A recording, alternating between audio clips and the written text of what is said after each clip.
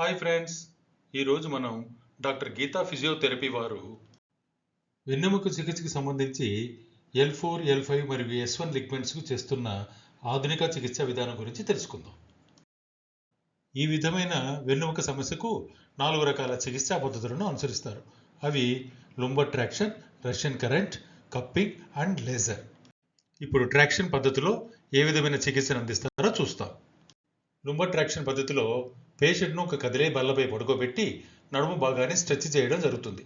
ఈ విధానం వల్ల పైన తెలుపబడిన వెన్నెముక లిగ్మెంట్స్ ముందుకు వెనుకకు కదిలి పేషెంట్కు చాలా రిలాక్సేషన్ కలిగిస్తాయి.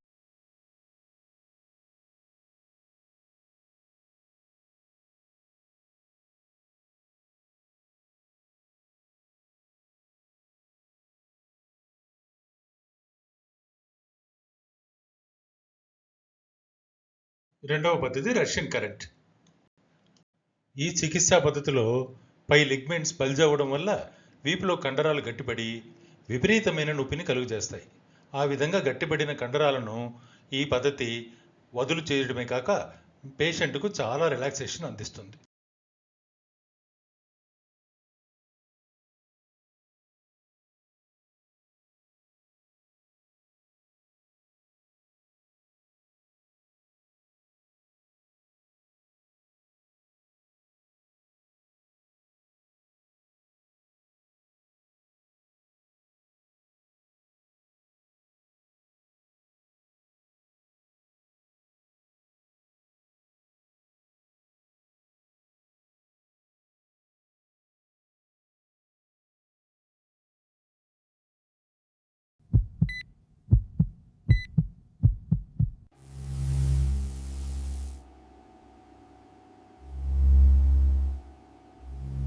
ఇక మూడవ పద్ధతి కప్పింగ్ అంటారండి. ఈ కప్పింగ్లో చాలా విధాలు ఉన్నాయి. ఒకటి ఫైర్ కప్పింగ్, రెండవది ఐస్ కప్పింగ్. ముందు సాధారణ కప్పింగ్ చేస్తారండి. ఈ పద్ధతిలో రక్త ప్రసరణను మెరుగుపరచడం మరియు కండరాల బిగుతును వదులు చేయటం జరుగుతుంది. ఇకపోతే ఫైర్ కప్పింగ్, దీంట్లో క్రోనిక్ పెయిన్ రిలీఫ్ అంటే దీర్ఘకాలిక నొప్పుల నుంచి ఉపశమనం లభిస్తుంది. ఇక మూడవది ఐస్ కప్పింగ్, వాపు తగ్గించడానికి, నొప్పి ఉపశమనానికి మరియు కండరాల స్పాసంను తగ్గించడానికి దీన్ని ఉపయోగిస్తారు.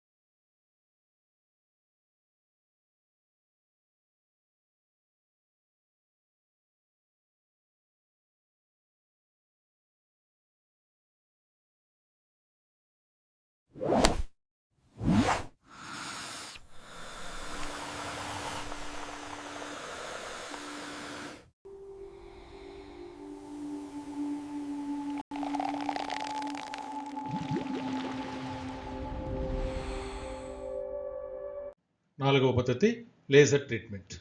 ఇకపోతే చివరిగా లేజర్ చికిత్సా పద్ధతి. ఈ మెథడ్లో కండరాల నొప్పి మరియు వాపు తగ్గించడమే కాక మెడ, నడుము ఈ నొప్పులతో పాటు క్రీడా గాయాలను అంటే ఎక్కడైనా పడిన గాయాలను కూడా తగ్గించడంతో పాటు రక్త ప్రసరణను కూడా ఇది మెరుగుపరుస్తుందండి.